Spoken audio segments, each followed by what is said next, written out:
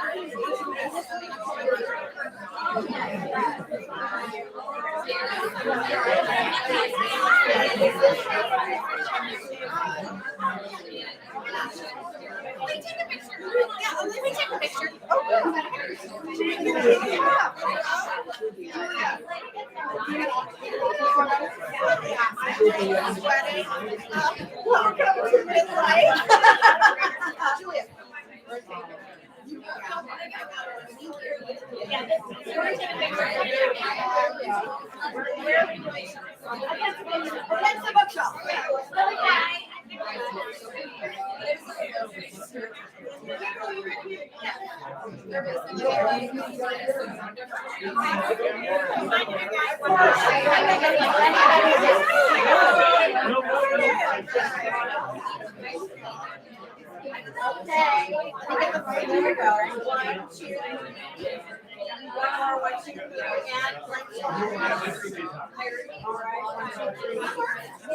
One more. All right.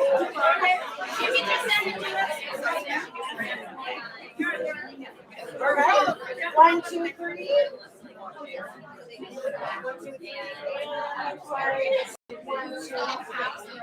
right.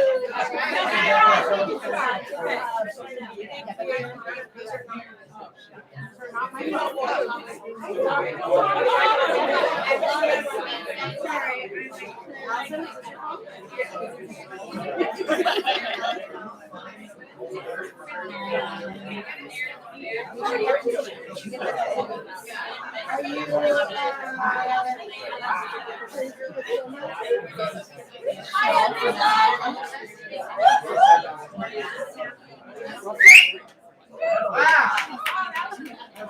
Hi, everyone. We're about to get started, so if you'd like to grab a seat if you haven't found one. So welcome to Zibby's Bookshop, and thank you so much for coming out tonight. We're celebrating the launches of 2 books. So we have Same Time Next Summer by Annabel Monaghan. Congratulations, Annabel. And also one of our Zibby Books authors, Tady. We're celebrating the launches. So it's going to be about 30 minutes of conversation between the 2 of them, followed by audience Q&A if you all have any questions, which I'm sure you do, and then a book signing. And when you purchase a book, you have these super cute party favors from them, which is champagne or rosé, and then a little thank you note from the Zibby's Bookshop team. That is so cute.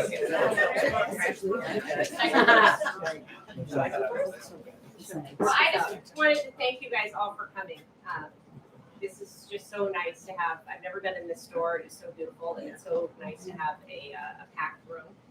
Someone was just asking how the 2 of us know each other. We know each other because I was asked to read Super Bloom early, and I loved it so much that I immediately reached out to Meg and said, "Oh my God, I loved your book so much," and then she decided that I should be her friend. Forever. That's how you become someone's friend. It's as easy as that. So thank you for being here. So we're just going to ask each other questions about our books, but we're really interested in what you guys want to know, so please ask questions. I want to ask you first, because your book is newer. Okay. Fresh. Yes, it's freshest. And also, thank you for all coming and thank you for hosting us, Zibby Bookshop. It's so amazing to be here. So tell us the origin story, your inspiration for your next novel, your new novel. So the origin story, this is my second novel. My first novel was Nora Goes Off Script. It came out last year. You should buy that too. And so the origin story there is when you go to write your second novel, and every author in this room will say this is absolutely true, there's a certain amount of like full-scale panic that goes into that, especially if people liked your first novel. Because you want to keep that audience, you want to engage them, you want to get the same feedback you got last time because it felt good, and it is absolutely terrifying. And my editor told me, she said, you're going to get really in your head about this. And that scared me even more because, trust me, you guys have known me a long time. I like in my head is not a place where good things happen. So I started making a list, like stories I like. What are stories that I've liked over the years? I just so in my head about it. And the one that kept coming up was the Philadelphia Story, the 1940 movie. Some of us were old enough, Katharine Hepburn.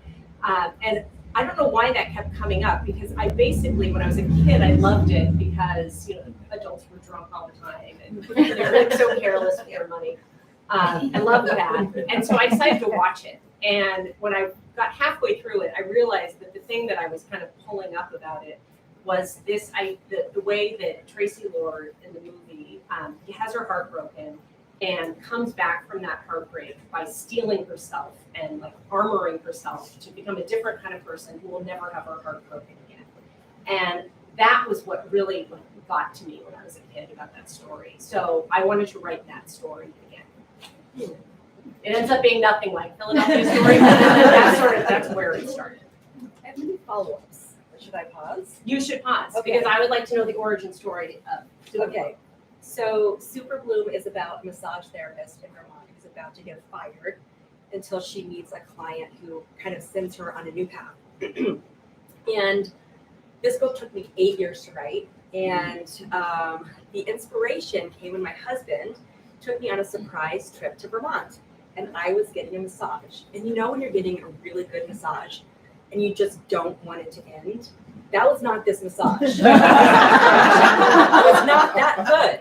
And I could tell something was up with this woman, you know, and her energy was sort of off and she was just, it was like drudgery. And my face was in the face cradle and I was like, I have a journalism background, so I always want to interview people. And I was sort of like, what is her story? What's going on with her? Do her hands hurt? What's it like to really be here? What are the spa rules that bruise her? Is she heartbroken? That felt kind of creepy to sort of ask her. Because you're naked. So like turn over and be like, who are you really? So I walked out of there not with a great massage, but with this novel idea kind of flooding through my head. And I ended up interviewing body workers to find out all those answers to those questions that I had. And then did you start writing? I did. And it took about a year and I queried agents thinking I was going to be someone's unicorn and they were going to rush out of their office and be like, I found her. And I heard nothing. And that began a long process of like learning what the heck I was doing. Yeah. That's how you get here. Yeah. Okay. So why did you want to write about first love? No, I don't know if I did want to write about first love. So I should say what my book's about. Yeah, that was good good. idea. Good. Thank you. It's like literally, it's in a sentence. Woman brings her fiance home to her parents' beach house to look at a wedding venue, and when she gets there, the love of her life, who broke her heart as a teenager for reasons unknown, is there living next door.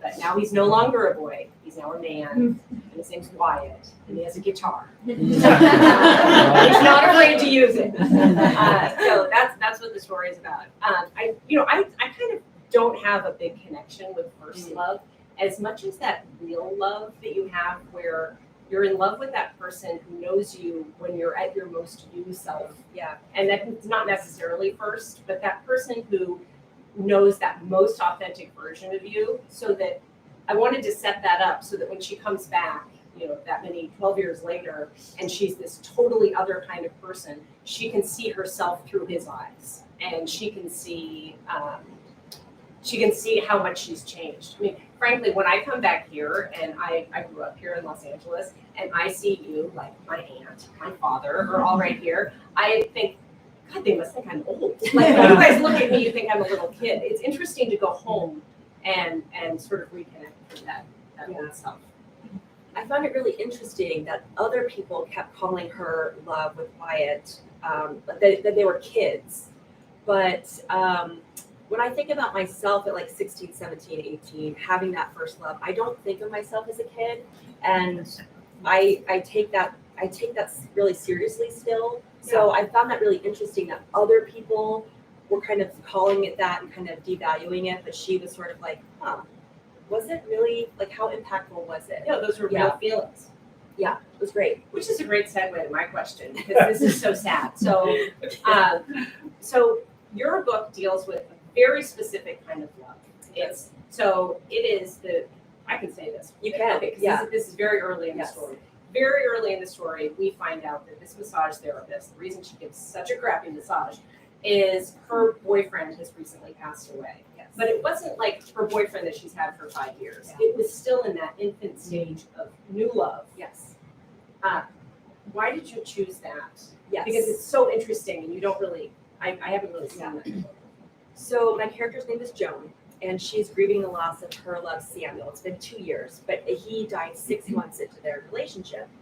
And I think when you often hear about like a partner who's grieving, it's been a really long time that they were together. And I wanted to explore what happens when you're like just newly together and you have all that really exciting energy.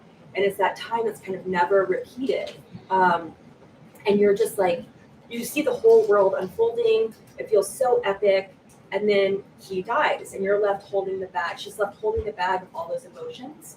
She doesn't have the status of widow, fiance, like even, just longtime girlfriend. Nobody knows her story.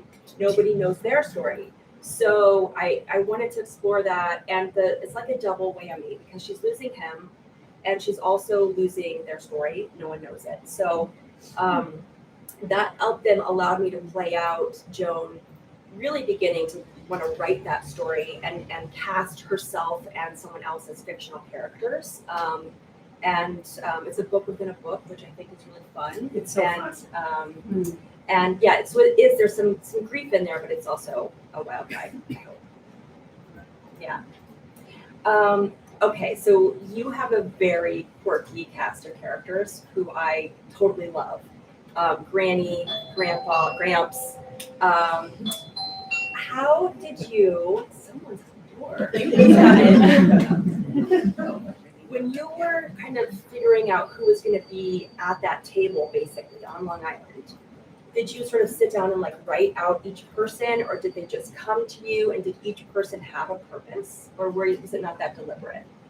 I'm not that deliberate. Yeah. Just in general, they all sort of walked in. Her brother walked in, and he was with his partner, who was a man. That wasn't even a decision. I was like, that was just kind of how they walked in. I did, for some reason, going home and having the grandparents there really just kind of rang my bell. Yes. Just that they're wacky. All of her father is an artist. Her mother is an artist, but like does crafts. It's always like she always has a glue gun in her hand. She's like always gluing stuff together. And yes, I wanted them to be the like free backdrop that she walks into with her like, I work in human resources. She's that kind of a person. But no, they all kind of just jumped off the stage. They were great. Who's your favorite? Wyatt. Yeah. Why is that? Because he's so cute. He is so really cute. He really is. Yeah. He really is. And somebody asked me at my thing last night, who would I go out with, Wyatt or Leo from my other movie? Oh. Yeah. Wyatt, hands down. Yeah. Like, I don't want a movie star. Which is such a funny question to ask. Anyways. That's a good question. It is a good question. Yeah. I will admit this ignorance. When I was reading your book, I thought the title, Super Bloom. Yeah. There's a description there for this, it's very dry and there are these certain conditions where there's a bloom. You can talk about this. I thought she made it up. I'm like, that's so creative. And then her book comes out, and you guys have a super book.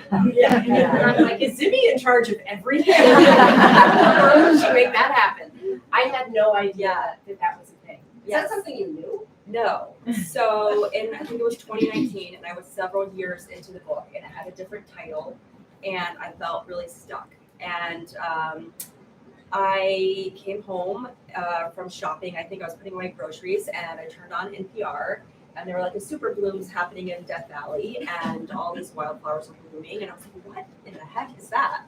Rushed up to my computer, saw all these images of all these wildflowers, just so bountiful. I could view them from space, and I was sort of like, this is the metaphor for my character, that she's this, this seed in the desert, like the worst conditions, biding her time with this potential to bloom. And I just got chills from it. I started writing down all these things that I was reading about, the research I was getting, and I was sort of like, this feels like the metaphor for her. It was a little bit what was happening in my own life. It took me a long time to come to fiction.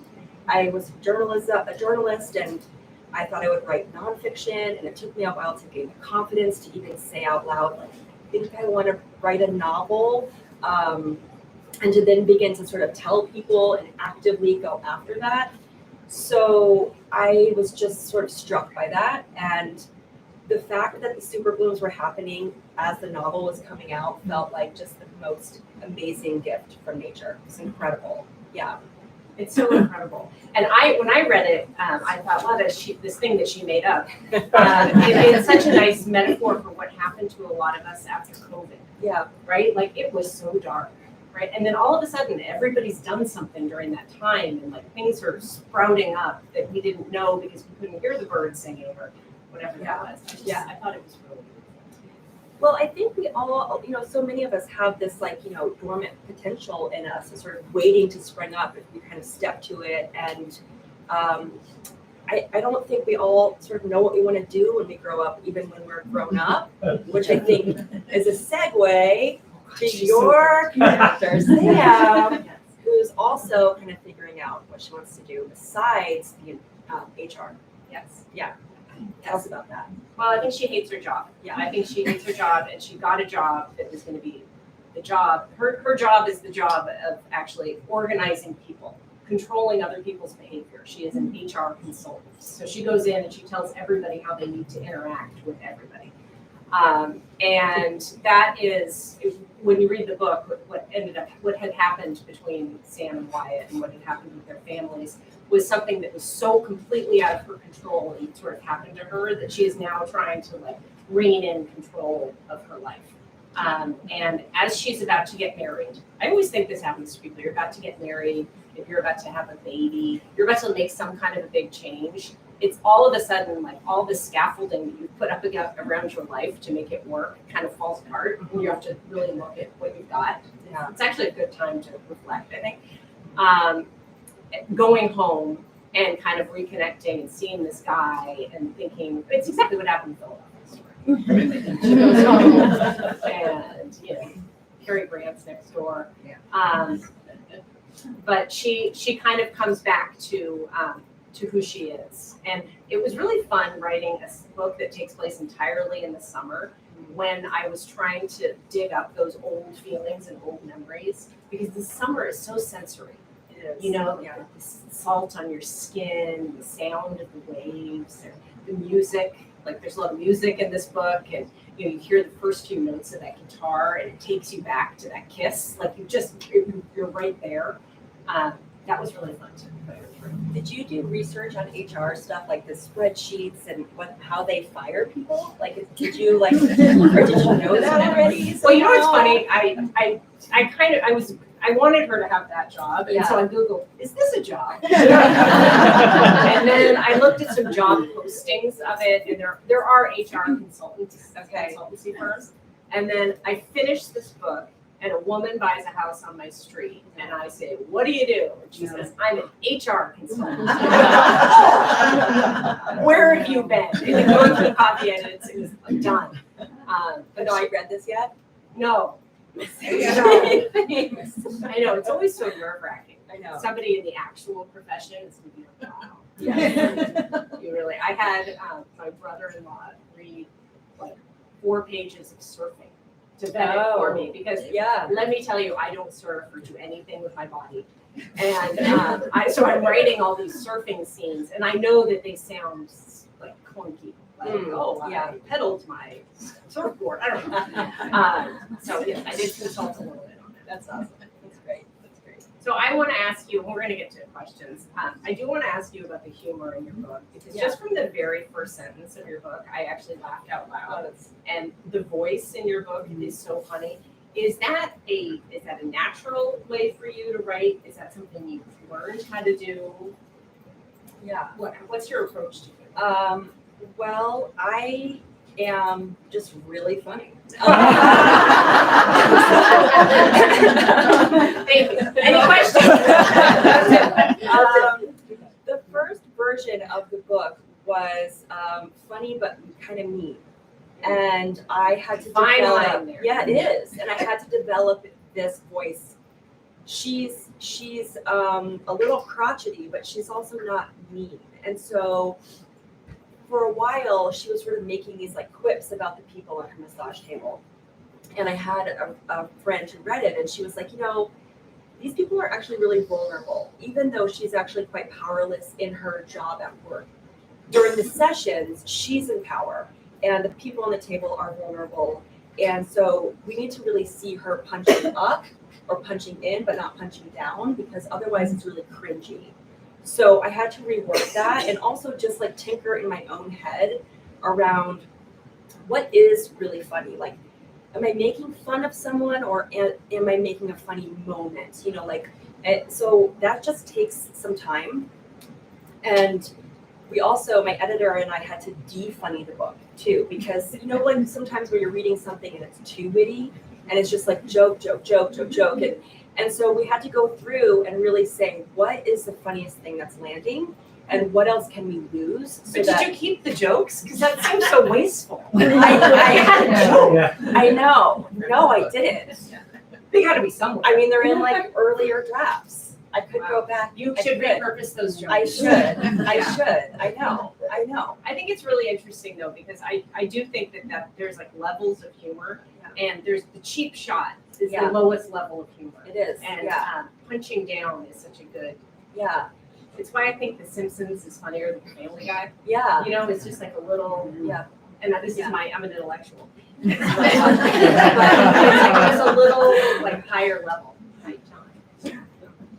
What about your humor? How do you develop it? It's just kind of, I don't try to write a funny situation, but oftentimes if you get people in a room together, something funny happens. Yeah.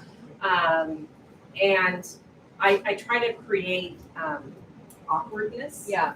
I think awkward is funny. It is. And you can go a long way to set up an awkward encounter by placing things in the past. Yeah. I think I just go for awkward. That's the best I can do is awkward. I like that you really trust your reader to get the jokes too. Like you place something early on and then you kind of come back to it chapters later and it's just a mention of it. And it's so funny, but you're trusting that the reader's going to catch This that. is high praise. This is because that's the thing that drives me crazy in books. Yeah. The thing that drives me crazy is when somebody says, this happened, and everybody laughed because it was funny. Right. Because they remembered 4 pages ago when I'm like, no, I was there. I read it. That drives me crazy. Yeah, me too. Me too. I appreciate that you do that so well. Well, thank you. You're welcome.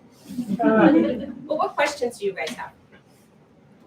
The first one's the hardest. Anyone? Totally. What do you got? Do you share the same designer? You were talking about, yeah. Do they look? You know what? I think the font looks like it's the same. It looks like the set came from the same hand. Yeah, no, it does. I think there's a. Do you see these two? Yeah. They both belong in your beach bag. I think there is there's like a design strategy with genres of books. If somebody's going to get murdered, it's like if there's a different cover. This kind of a book, it has a very graphic. It says happy. Yeah, so this is like. Are you Yeah, feeling bring it to the depressed? beach. Read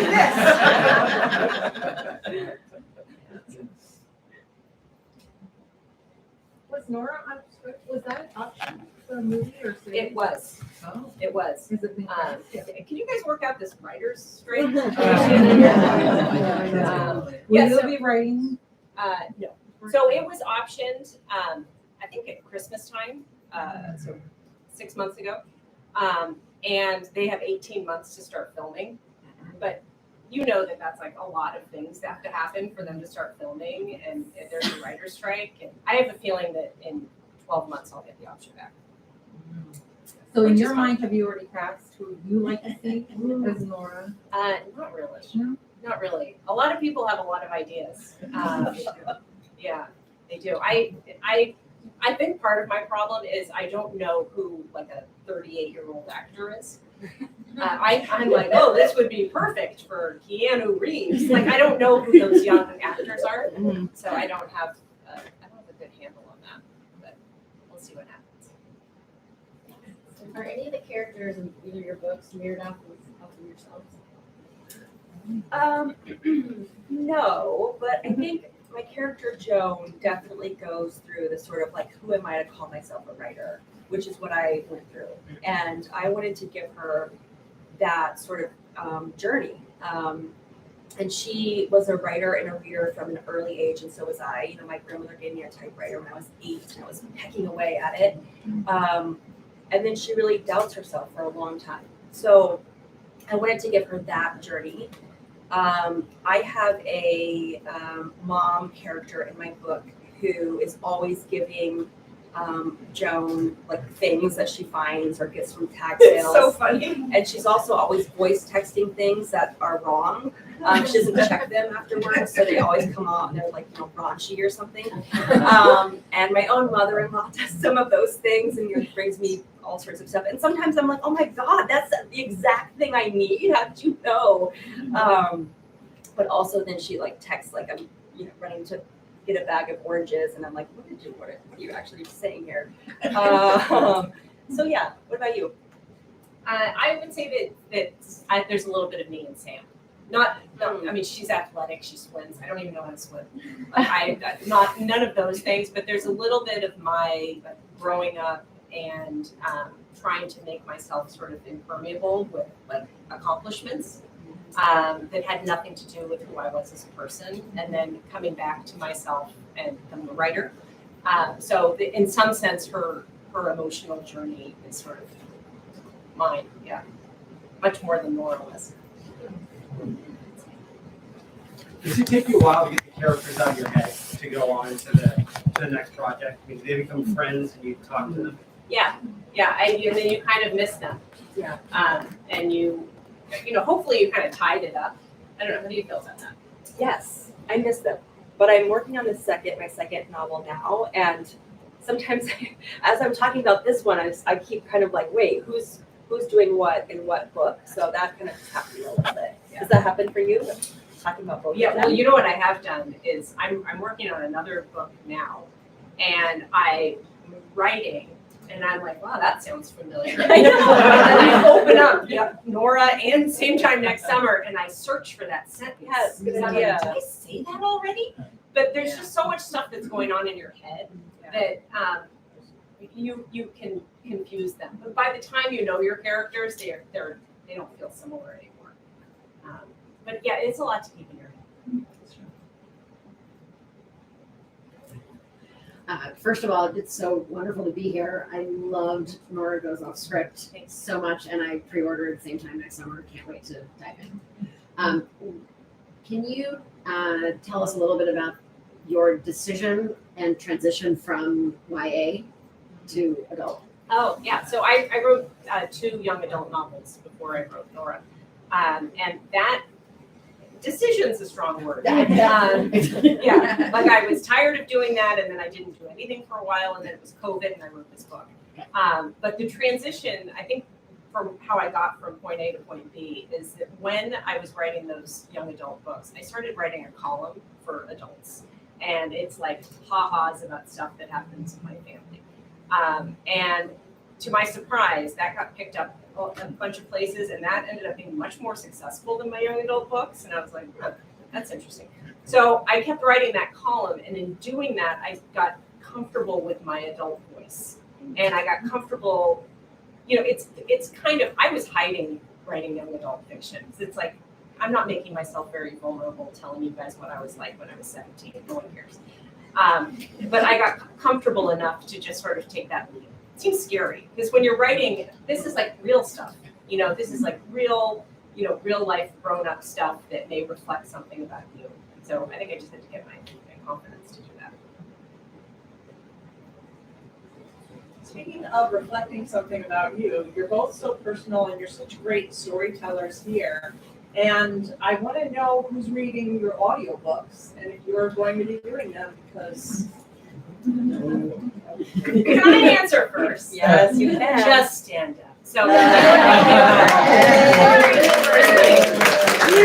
the audiobook narrator for Nora, and everybody loved it so much, and I was so thrilled. And then they went with another duo for the other book that are reading them.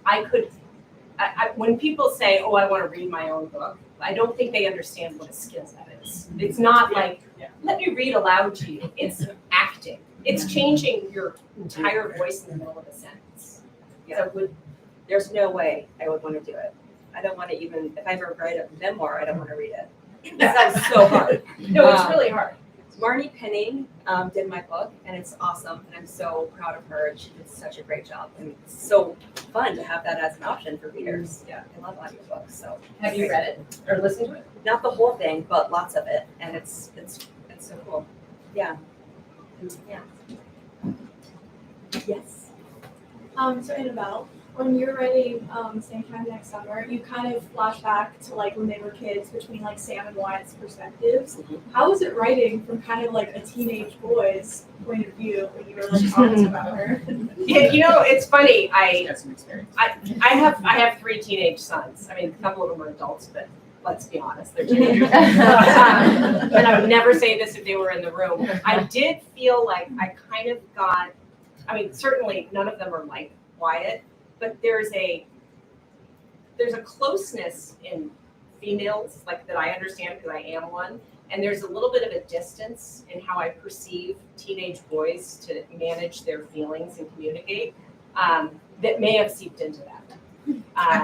But he's not like, let's go lift heavy things. Like he's not like a manly man. So I mean, I could emotionally connect with where he was. But the first draft, all of the past chapters were written by him, and all the current chapters were written by her. Because I thought I was super literary. So dumb. So now it's mostly from her perspective. I was wondering from a craft perspective, like how did you figure out how to organize it from like then, now, Wyatt, Sam, like did you do that after and like piece it together, or did it kind of?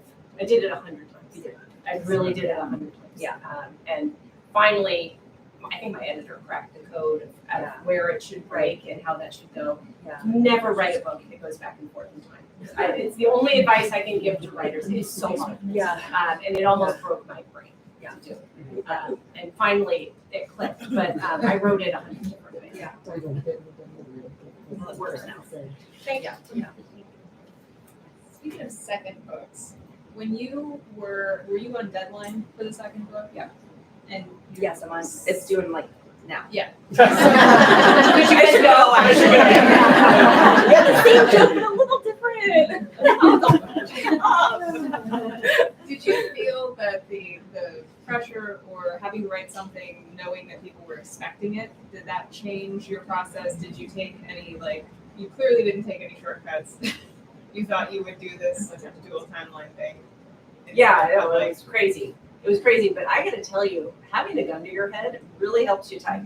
Like I think I need that pressure. Yeah. Did you like that pressure? Well, that took me 8 years, so we'll see. I mean, not that I was like and I'm like done for the day, but I don't know. Like I'm writing under a contract now for the first time ever, and that also feels really great. I have an agent and an editor to help me, and that's just really exciting to know that there's like the team behind me. It feels amazing. It's a total dream come true, and the book was already sort of in process as this was coming out. So I think I'm not having this pressure of like, this was a hit, now the next one has to be, because we're still seeing, jury's out. But this was like, was already a hit. You had that in the back of your head. The other thing that happens is when you write your first book, it has to be fully perfect so someone will buy it. Your second book, now you have an editor who you can call and be like, what doesn't make sense? And then they, you have help. I feel like I get a lot of help. Yeah. This is a question for Annabelle. So, have you considered doing? This is a very selfish question. Have you thought about Cleaning your house? What is it? You want me to clean your house? No, but you're welcome to. No, I was just wondering, have you considered doing something that has a longer time frame, so therefore the book is longer? What do you mean? Like I'm done, and I zip through it, and I'm so bummed it's over. And I want more, and so I got you right where I want you. But I feel like, have you considered a longer, something that takes place over a longer duration, rather than? I've actually never really thought about it. I like the idea of it. I hate the idea of the sequel. I like the idea of a book being done and being done. And I write short, so I do tend to I can get a story done in 300 pages, no problem. This story takes place entirely in the summer, and I do like the tight constraints of Memorial Day to Labor Day. I like the constraints of a full year. I don't really know. I'm going to think about it. I like the idea of that. I mean, it would be nice to see people change over 10 years. I just think the characters are great, and then you just want more. You just want to know a little more about their lives. It's the best thing I ever heard. Thank you. Yeah. I have been feeling really inspired by this conversation. Okay. I recently decided to finally be like, okay, actually, you do want to write a book. Yay. And it's really hard. Yeah. But I was wondering if you guys had advice for someone who is trying to start and write. My own first couple months, and I finally put words onto a document. Nice. And then I started over 8 times, once per day, probably. So I was wondering if you had advice for first time writers who are trying to actually sit down and make it happen. Yeah, 2 things. Just keep going. Yeah. Do not stop and reread what you wrote. Just try to make a whole story. And what I think is a way to do it is make sure you know that no one's ever going to read it. So it's like if you were emailing me and being like, dear Annabelle, here's the book I want to write, and just say it. Just start there. The other thing I would tell you is get yourself into some kind of writing community, whether it's an adult education class that meets once a week. You may or may not learn anything in the class, but you're going to meet a lot of other writers, and they're going to want you to read their stuff. They're going to read your stuff, and I think a lot of good happens that way. I think writing groups are so key, and getting in the right writing group is really important, because you don't want writing group, you don't want people to be like, this is amazing. You want people to be like, actually. So for a while, Joan, my character, it wasn't a book within a book.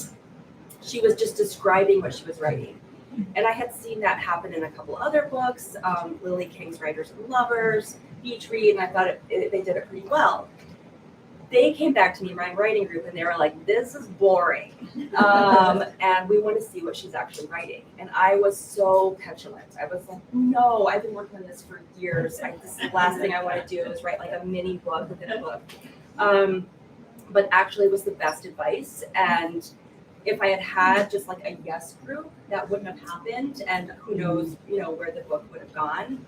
I know it's not easy to just be form a writing group. So there's lots of resources online. There's UCLA Extension has great stuff. Yeah. So the Shit No One Tells You About Writing podcast is really great. And Bianca Murray does a writing group matchmaking thing on Twitter twice a year. So you can follow her, and she matches people. And I would start there. Yeah. Good luck. Yeah. Yeah. Anyone else? I remember discussing this book in your kitchen. Yes. And so the cool part of knowing the author is that I picture you as Joe. Yeah, I bet you do. And so- because I hear the voice and what you were speaking to earlier about at first that it came across as mean. Yeah, And the immediate thought I had was hurt precedes anger. yeah, And Joan is just hurt right, because she didn't get the Right. future with Samuel right, that would have altered her life. Yes. How would her career at Apex would have, right, had they worked together? totally. Would they have started their own business? So it was really fun. I'm only halfway through. Yeah. However, it's also nice knowing you and finding the Easter eggs. Yes, yeah. So that's cool. Yeah, And also as a massage therapist. yes. You're a massage I am. therapist? Yes. Oh my god, this Yeah. is so great. This is the first time I'm reading something, usually you're watching Skinamax and I go, they're not doing it right. So not that I watch Skinamax, that's the different therapists, Yeah. the different, I work with a lot of different, we do chair massage at businesses and I go, oh, and you can just see their personalities and Lou and Yeah, Tara, the manager, and I go, oh, this is corporate. And Yes. it's all these things and the rules you have to follow and trying to upsell. And Mhm.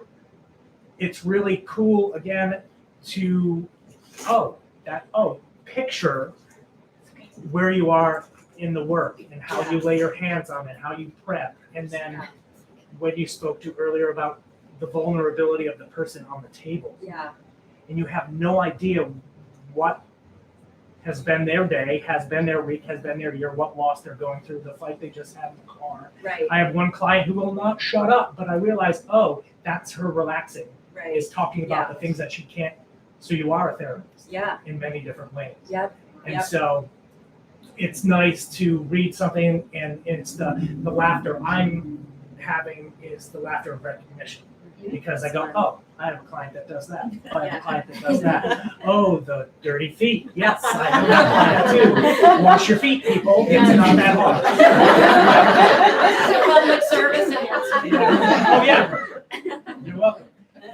But it's fun to see that journey and then to have her parents and then the deli clerk Yeah. and then the diner, Yeah. so it's just the way you've created that community and then having gone to the University of Vermont. Yes. Talk about the University of Vermont, so Oh, it's that's nice. awesome. It's really, That's it's awesome. been a cool journey to That's so great. I really wanted to show different sides of massage, that my character Joan, it's not necessarily for her, but for other people, it's a calling and they love it. And so I interviewed, multiple people around working in spas, working in franchises, working for yourself, and finding, and also, what are your funny stories? Like, what are the funniest things that have happened? You're in a tiny room with someone and you often don't know who's going to come on your massage table, why they're there, what they're bringing in, and there's a lot of hilarity that ensues. So thank you for that. Nice.